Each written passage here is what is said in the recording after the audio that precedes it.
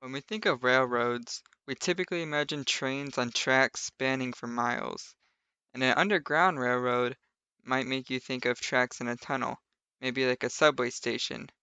But the Underground Railroad had no tracks and certainly no trains.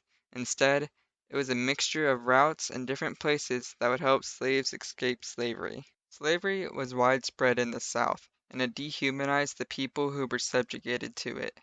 These people, who were primarily of African descent, were not treated as people, but instead as property. They were forced into hard labor and had to endure harsh conditions.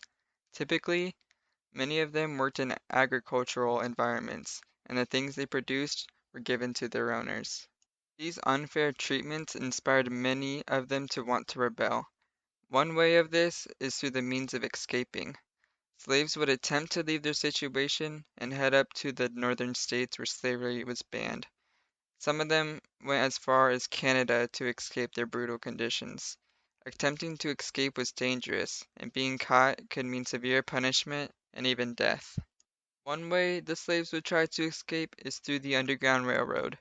And during the era of slavery, the Underground Railroad was a network of routes, places, and people that helped enslaved people in the American South escape to the North.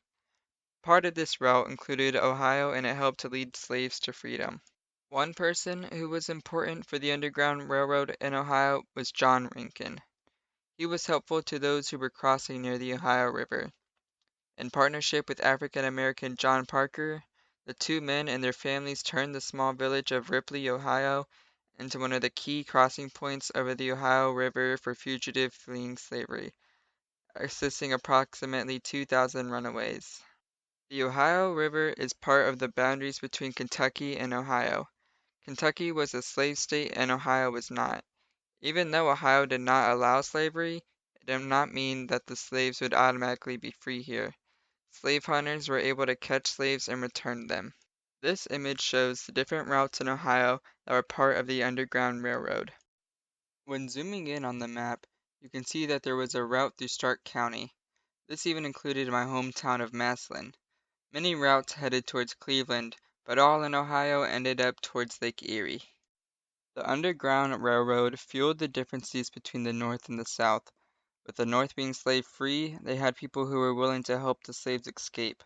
Cincinnati and Oberlin were two places that were big in helping in the Underground Railroad.